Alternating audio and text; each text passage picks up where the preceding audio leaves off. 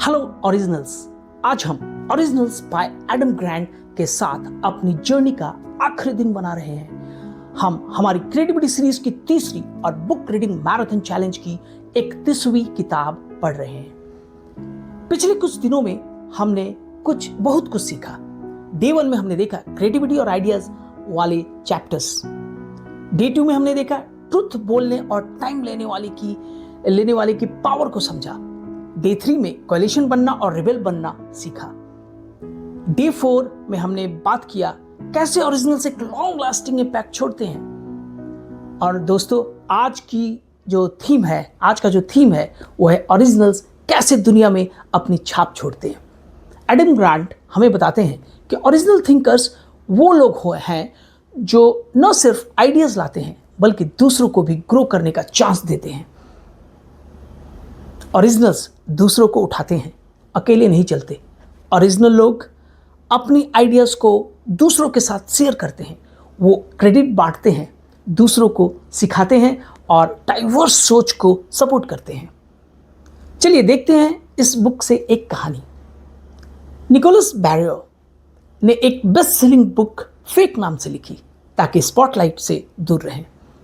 उनके लिए फेम जरूरी नहीं था, इम्पैक्ट था। दोस्तों सक्सेस का मतलब सिर्फ तालियां नहीं होती। ओरिजिनल्स सक्सेस को ताली से नहीं चेंज से मेजर करते हैं। वो अपने वैल्यूज से जुड़े रहते हैं और शांत लेकिन स्ट्रांग तरीके से दुनिया बदलते हैं। Doctor Martin Luther king junior का मूवमेंट डीप कन्विक्शन और स्ट्रैटेजी से चला। उन्होंने लाउड नहीं ऑथेंटिक तरीके से इम्पैक्ट बनाया। दोस्तों रिजेक्शन से डर नहीं, उसे एक चांस मानो। हर ओरिजिनल को कभी ना कभी रिजेक्शन फेस करना पड़ता है, लेकिन वो हार नहीं मानते, सीखते हैं, सुधारते हैं और फिर से कोशिश करते हैं। एडम ग्रांट कहते हैं आइंस्टाइन और एडिसन भी कई बार फेल हुए लेकिन फिर भी हिस्ट्री बनाई। चलिए अब बात करते हैं इस ओरिजिनल बुक से 5 बड़ी सीखों की। पहला सीख है कि ओरिजिनल बनने के लिए सबसे पहले होना जरूरी नहीं, अलग होना जरूरी है। स्ट्रॉन्ग नेटवर्क और साथियों को साथ लेके चलो। थोड़ी सी प्रोक्रास्टिनेशन क्रिएटिविटी बढ़ा सकती है।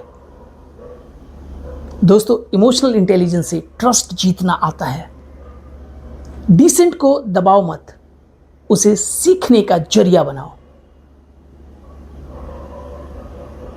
दोस्तों आप सभी अमेजिंग रीडर्स को ढेर सारा धन्यवाद। आपने 31 किताबें पूरी की हैं। That's know small thing. दोस्तों अब तक हमने हैबिट्स सीरीज में हैबिट्स सीखी, माइंडसेट सीरीज में माइंडसेट बदला, प्रोडक्टिविटी सीरीज में प्रोडक्टिविटी ग्रो की और अब क्रिएटिविटी को अपनाया। तो अब हम बात करते हैं कि हमारे क्रिएटिविटी सीरीज में आगे क्या। अब क्रिएटिविटी सीरीज की अगली किताब है book 4 big magic by Elizabeth Gilbert. दोस्तों get ready for magic, imagination और आपके अंदर के आर्टिस्ट को मिलने के लिए। दोस्तों आज मैं आपसे अनुरोध करता हूं कि एक ऐसी सीख कमेंट करो जो आपको ओरिजिनल से सबसे ज़्यादा पसंद आया, इस बुक में सबसे ज़्यादा पसंद आया। अपने हाइलाइट्स या नोट्स को की फोटो ग्रुप में शेयर करो। किसी दोस्त को टैग करो जो आपको एक ओरिजिनल लगता है। दोस्तों याद रखो, दुनिया को और कॉपीज नहीं चाहिए, दुनिया को चाहिए आप जैसे ओरिजिनल्स। अपने आइडियाज़ को जिंदा रखो, अपने सवालों से बदलाव लाओ, अपने अंदर के रिबल को हमेशा जिंदा रखें। दोस्तों मिलते हैं अगली किताब में विद बिग मैजिक। और आप सभी को book reading marathon the read and right challenge का हिस्सा बनने के लिए धन्यवाद।